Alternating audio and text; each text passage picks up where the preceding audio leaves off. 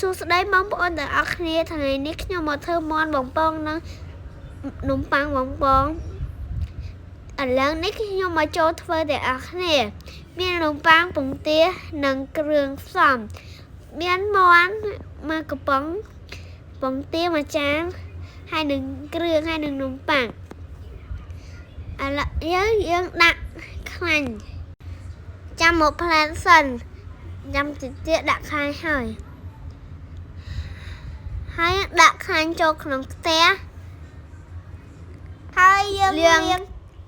កញ្ច្រាញឲ្យវាស្អាតសិនមុននឹងយកទៅ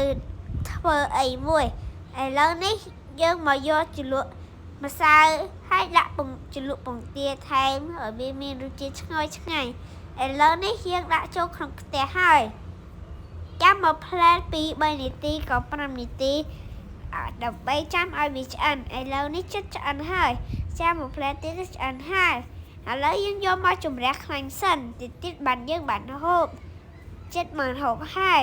តំណងងណាចង់តែហូបឥឡូវហ្នឹងងណាឥឡូវចិត្តដល់មកហូបហើយចាំមកផ្លែទៀតដល់ហើយ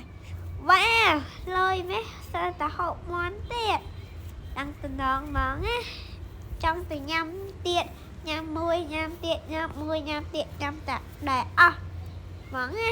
យ៉ាងឈ្ងុយយ៉ាងស្រួយម្សៅបំពងហើយនឹងជាមួយនឹងនំប៉័ងចៀនហូបមួយបាយមានរសជាតិឈ្ងុយឆ្ងាញ់ហើយប្អូនខ្ញុំក៏ហូបដែរហើយឲ្យមេដៃមួយហើយគាត់ថាយ៉ាអូយញ៉ៃហាងណាម៉ាក់លើក្រោយនឹងធ្វើទៀតណាបងប្អូនទាំងអស់គ្នាកុំភ្លេចជួយ Subscribe Channel ខ្ញុំផងបាយបាយ